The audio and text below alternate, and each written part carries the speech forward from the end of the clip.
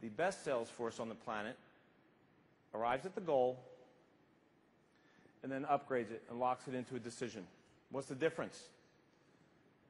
Well, the difference is a goal leaves the door open for the possibility of not, whereas a decision doesn't. Can you get what it means to actually decide that you're going to do something without knowing how? He didn't have the question. How am I going to do that? He simply moved in the direction of, and he's crawling across, and I'm watching a game, and I'm paying attention to him. He comes over here. He's starting to make some baby noises.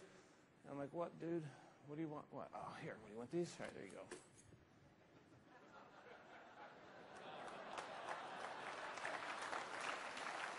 Right now, in this moment, you have infinite access to bliss. You have equal access to pure suffering or neutral, everything in between.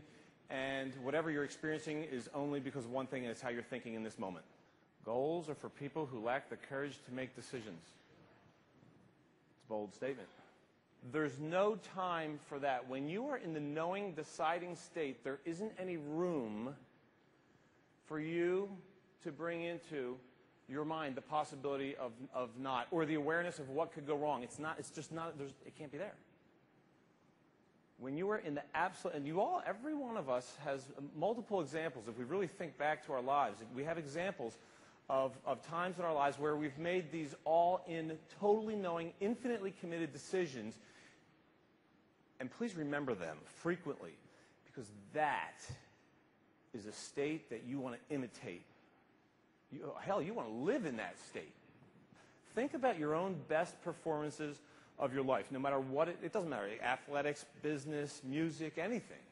Think about your best evers, your career performances, those isolated moments, those events where you were crushing it, and think about your state. This is important. This is an important point to really embrace, that I'm responsible for every thought that ever travels through my mind.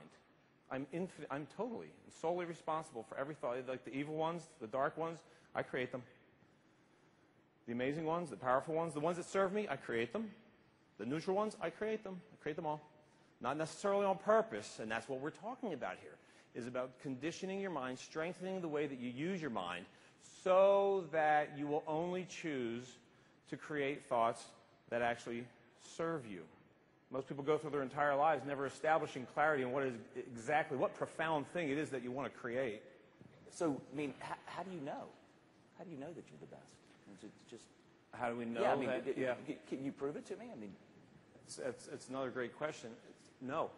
All right, you use the word discipline a lot. These are disciplines. These are practices. Mental toughness comes from working out your mind, from strengthening and conditioning the way that you use your brain.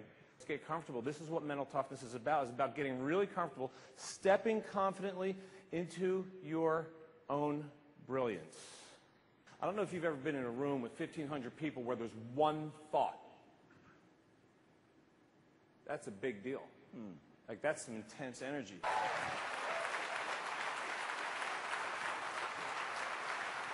Congratulations. Thank you.